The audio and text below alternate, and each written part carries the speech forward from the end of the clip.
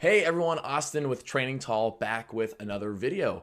And today we're gonna sit down and we're gonna take a deep look at how the pros row. Because when it comes to rowing form, and after analyzing hundreds and hundreds of individuals' rowing forms over the years, which by the way, if you want your form reviewed by me specifically, where I can help you visually and auditorily understand your rowing and help you improve it, I'm now offering personalized form reviews over at my website, trainingtall.net.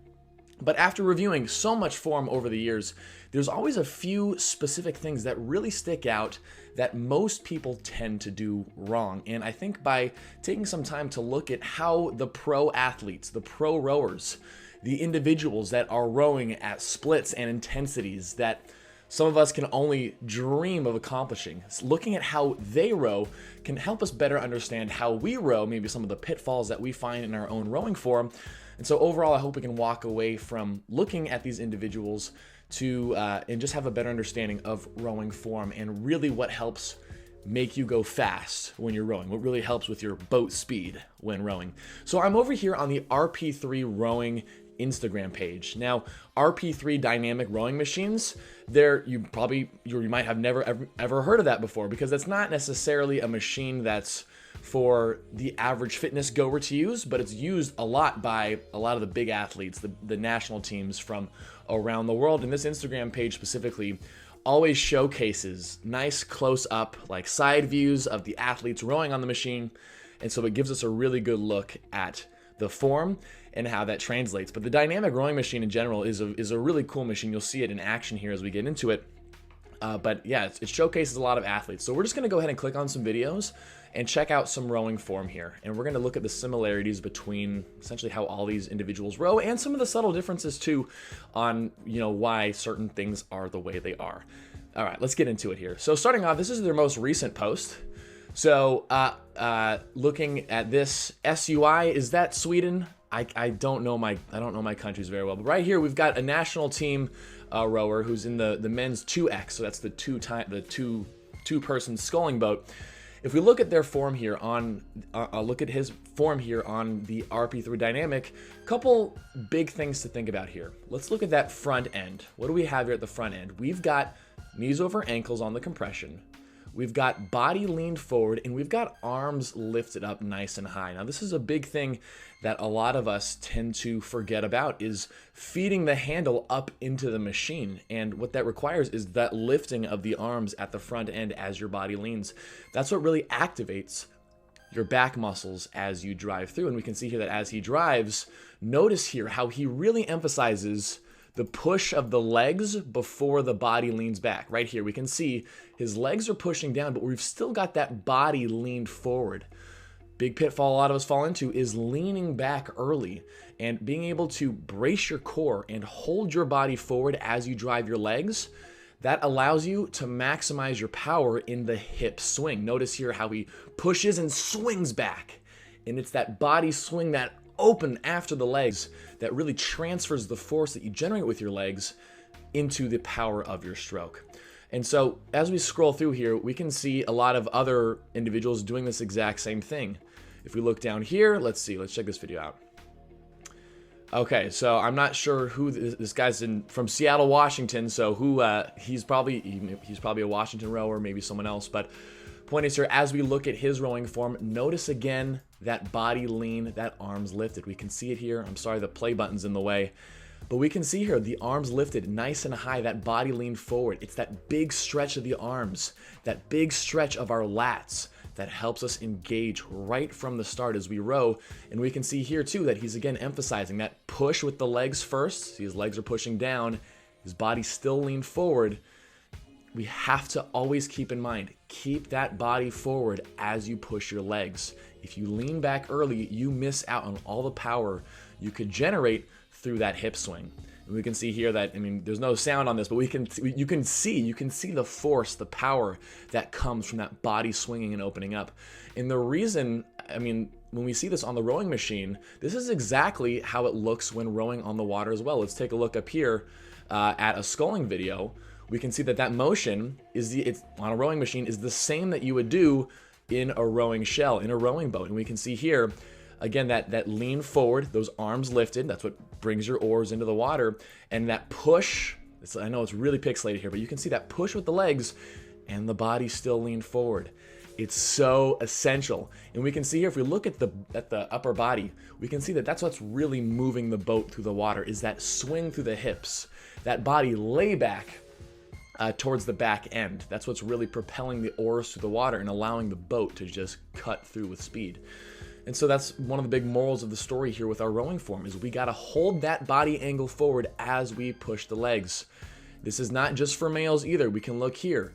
This applies to all rowing athletes, no matter what team you're on, no matter what your body size is. You know, we really want to emphasize here, loading up that front end, body lean forward, pushing and keeping that body forward, and then swinging through. Notice here, as this athlete pulls the handle right below her chest, notice here the nice flat wrists and the elbows out and back. This has been a big point of contention. I've covered it in videos before, but it's, you know, elbows in or elbows out. It's like a mixture of both. Thinking about elbows out and back is what keeps your wrists flat, and this is essential especially for the sculling athletes when they've got the two oars, because it's all about being on top of the system, being on top of your oar instead of falling behind it, if that makes sense. And we can just see this with pretty much every athlete. Notice again, the big body lean, the arms lifted. Look at the arms lifted here. I mean, this woman's got some exceptionally long arms for sure, which definitely help in the sport of rowing. But we can see that the hands lifted here is crucially important. So take some time to film yourself from the side. How do your arms look when you load up into the front end of your catch? Are they lifted up? Is your body lean forward with those arms lifted to really stretch out those back muscles? Now, one thing I want you to notice with this athlete specifically too, is let's look at how she pulls in. Notice how she pulls in that handle to the upper chest, right? That's really, really high up on the body. In a boat, she would never do this. She wouldn't do this with the oars. Now, a lot of the reason why you might see some athletes pull in that bar way above the chest is to help squeeze out an extra inch or two out of your rowing form on the machines, which technically, because the machine is mechanical and, you know, it's taking into account the power you generate and the length of how far the chain gets out of the machine, etc., where those extra 2 inches could make a difference. And for these athletes, you know, rowing is a cutting edge sport as far as these athletes need to be able to perform not just on the water, but on the rowing machines as well. And so when they're being literally selected based off of specific rowing tests, rowing workouts, athletes will try to squeeze out everything they can from their rowing machine by doing things such as lifting your hands a little bit higher just to get a couple more inches of length. Is that necessarily recommended? You know, as far as, like I said, it might have an edge on performance, but we look back at that other female athlete that we saw up here, when she's pulling in right below the chest, that is much more simulating how she's going to row in a boat. So if you're someone who can translate, you know, if you have trouble translating what you do on the machine into a boat, then you would want to practice pulling in right where you should, right below the chest. But it's just something interesting to point out. Now, another thing I want you to look at here, and this is a huge issue, because not an issue with her, but an issue that a lot of us see. You know the rowing form, right? Arms, core, legs on the way back up. Arms, body, legs.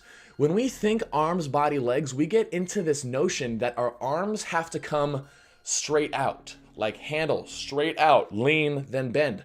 Look at what this athlete does. Look how she comes out on that recovery, on that return. Notice the hands drop down. Do you see that there?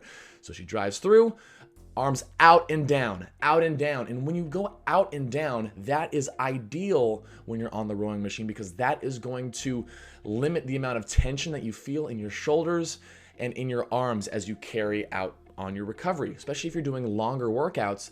The last thing you want burning and holding you back are your little tiny shoulder and arm muscles. I'm not dissing your arms or shoulders, but just relative to the rest of our body, right? We want our quads, our glutes, our hamstrings, our low back to really be the muscles that are moving the system and really feeling that fatigue. We don't want our arms burning to be a reason why we slow down our pace or whatever. And so getting into the habit of pushing that handle out and down, not only relaxes the arms and shoulders, but notice here too, it forces her to get the handle over the knees before they bend. That helps you with that sequence. Arms, core, then legs.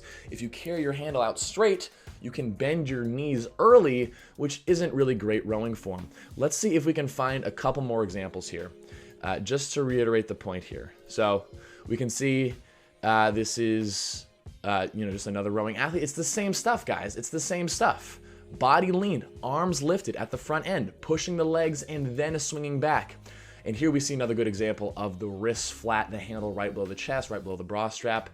If you're still working on that elbow position, your wrists should be flat, and the only way to get there is elbows out and back together. And that's definitely how I recommend that you row. Let's take a look here at some Washington athletes. Now, for those that don't know, University of Washington, historic program with literally some of the most unbelievable athletes in the whole entire world. When we look at how these guys row, looks like they just ended a race. Notice here, I paused right here at the front end. They're hauling booty, racing really hard. Notice here at this front, look at those heels lifting. Look at the heels lifting. Guys, heels lifting when rowing is okay. You are not supposed to keep your heels planted necessarily. Now, does heels planted give you an advantage for really short sprints like 100 meters, 200, 300? It can. But when we're talking about, for the most part, even if once you get good at like a 2,000 meter row, for instance, and you can row at a high stroke rate with long strokes, the heels lifted thing is just something that happens, and that is okay. But we can see that as these guys drive, they're pushing through the ball of the foot to start, and then as soon as their heels go down, that's when their hips swing back and they can really drive through those foot plates. And so it's important to know that you don't have to keep your heels planted. Let's check over here. Do we see any heels planted? Let's see. Nope, heels lifted. Heels lifted because they're achieving that ideal position of about knees over ankles, maximizing their compression, not maximizing, but ideally compressing themselves, again, with the body leaned, with the arms lifted. It's all the same. It's all the same as far as how these high performance athletes go. It translates to everything. And so that's pretty much all I really wanted to point out with this video. We can see it time and time again. Go look for yourself. Go check out the RP3 Rowing Instagram page where you can see all of these really high-end athletes, these people that have been rowing for years and years and years. We can see how they row, and we can see that a lot of these things just completely apply to everyone, regardless of shape, size, etc. And so this is what we should be striving for if we want to row as fast as we possibly can. So keep those big things in mind. Keep that body lean, the arms lifted, the knees over ankles compression, heels lifting, being okay, and being able to push our legs and then swing our body without leaning back early. Keep those things in mind, and your rowing form is going to totally level up. So hope this video could help you out. Hope it could shed a little light into your own rowing form. Be sure to go film yourself and see how your rowing form stacks up. And if you want me to personally review it for you, you can check that out over on my website. I've got also eBooks over there, and then my Just Row coaching platform as well. You can check all that out if you're interested. But if you enjoyed the video, be sure to hit the like button and subscribe for more fitness and rowing content if you're interested in that from me. Maybe we can sit down and do more sit-down stuff like this in the future. So let me know what you think. Dislike it if you disliked it, of course. And I want to hear your thoughts down below. Thanks for watching. I'll see you in the next video.